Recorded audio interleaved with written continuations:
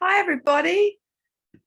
Um, it's been a while. I've been sick in bed and happy that I'm back from the depths. I'll just unmute my sound there. I've been sick in bed. There we go. So, yeah, look, I felt to speak about something I observed in someone over the past week, and it struck a chord, and that is that we tend to run from that which we most need. And this came about when I invited somebody, another woman facilitator, to come to an event that I was doing locally, a Red Tent event, a retreat actually. And she said, "Oh, I don't go to women's only events. I prefer events with diverse attendees." And yeah, it kind of struck me. I went, oh, okay. I can't imagine my life without the last 25 years of what I've gained from sitting in sacred space with women. And these aren't separatist events, run by women that hate men. These are women that are in relationships, some of them hetero, some of them, lesbian, bi. That really doesn't matter. Okay. What matters is that the women that come were born with a womb. Because when we're born with a womb, when we start cycling with the moon, it puts us on a monthly loop, like the yin yang symbol. We have 2 weeks when we're going up and 2 weeks when we're going down. And that's not just physically, it's not just energetically, but it's emotionally and psychologically.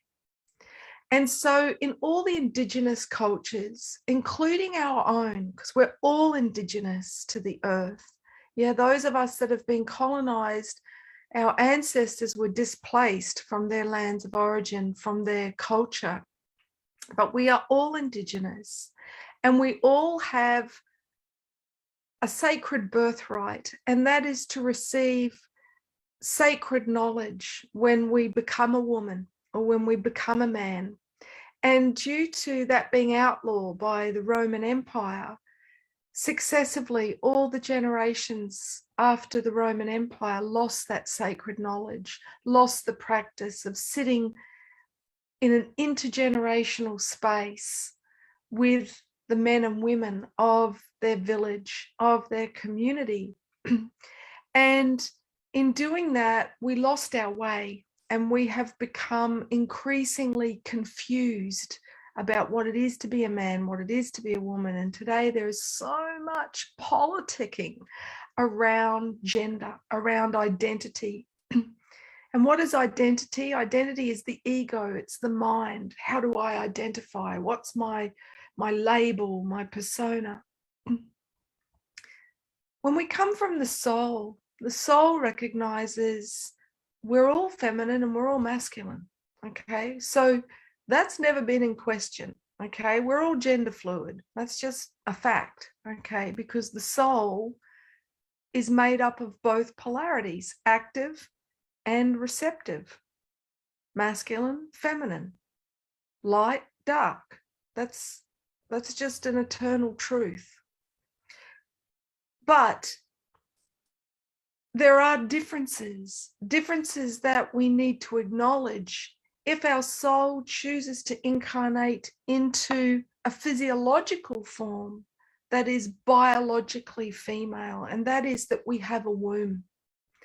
And that womb is going to initiate us, our body is going to initiate us every month through a shamanic death, a psychological, emotional letting go, a time of pulling back, of going into our wound, going into our fears, a time when we are more fragile, more vulnerable, more prone to addictive behaviours, to self-destructive choices.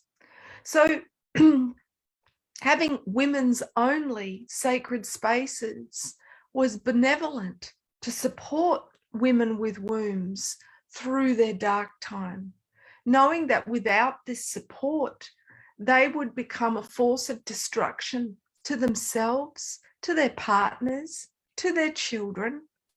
So this is part of reclaiming social sustainability so that we can create ecological sustainability. It starts with us. We must be personally sustainable. And we've only got to look at the mental health stats, the suicide stats. People are not coping because our world is so fragmented.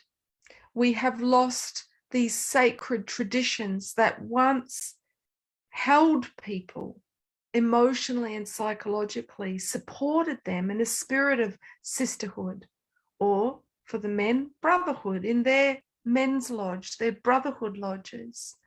So it is not excluding or prejudice or separatist to have a women's only space.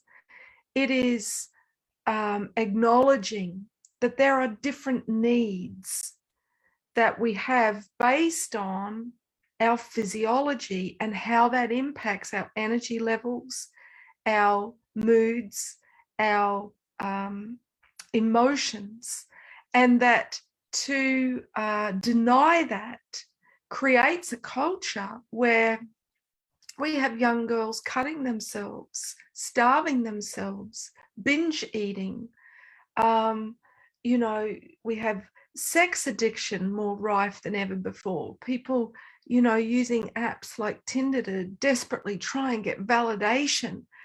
We have addiction, whether that's addiction to social media, to gambling, to shopping, love addiction, desperate codependency, to substances, to alcohol. I mean, we are the most addictive that a species has ever become because we lost these practices. So there's something special that happens in a women's only sacred space. And I speak from my lived experience, having sat in these spaces for the last 26 years. And that is when we sit just in the company of women, it evokes our feminine side.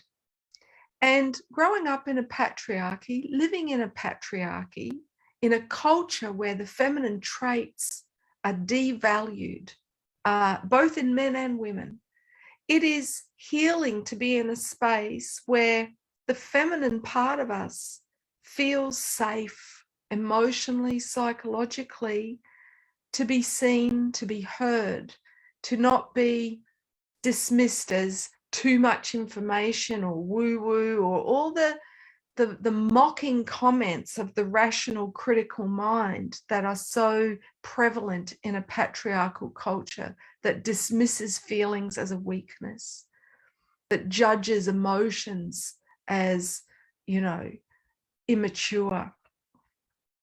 When we sit in the company of women, it brings up our mother issues.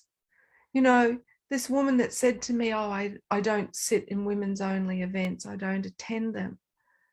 Immediately that flags for me, what bad experience has she had that has her run in the other direction from that which offers the healing of her wound with the feminine, her feminine within, her feminine relationship with women.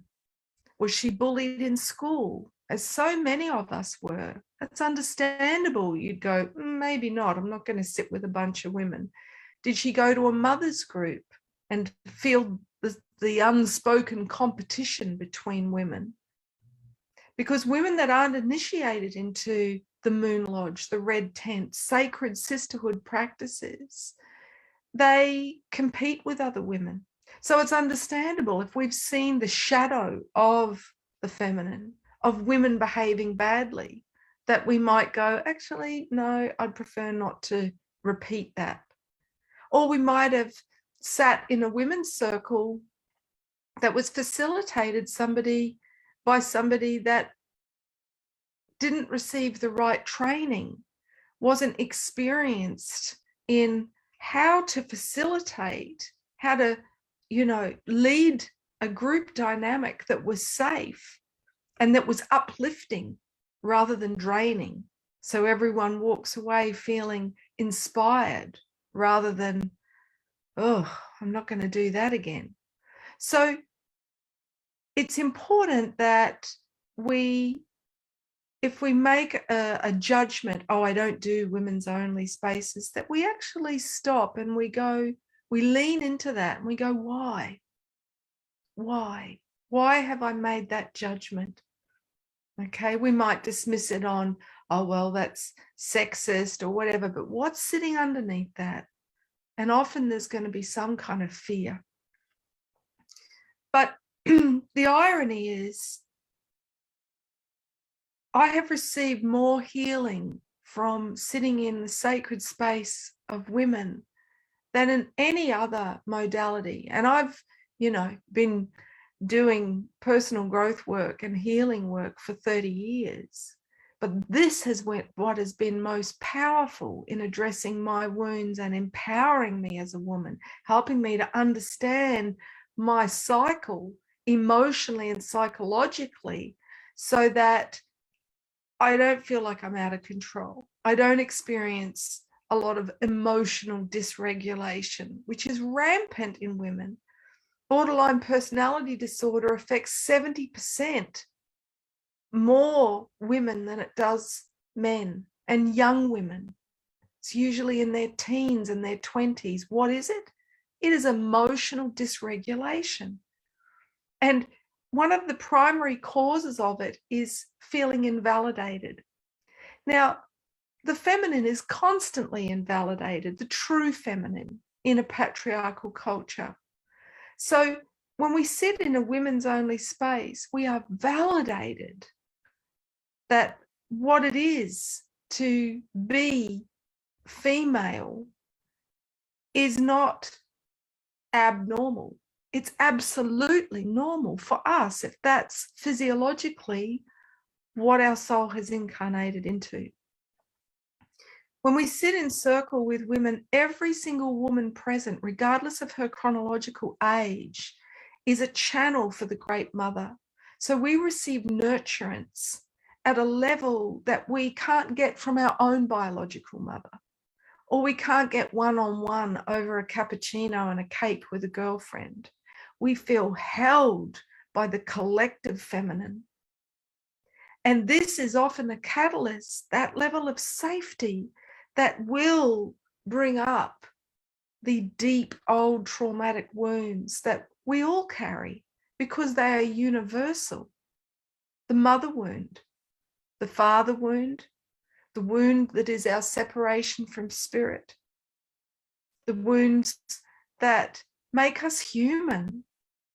So, another thing that I love about women's only spaces is that there's an archetype that comes out only in women's only spaces, and that's the clown goddess. Her name in the Greek pantheon was Balbo.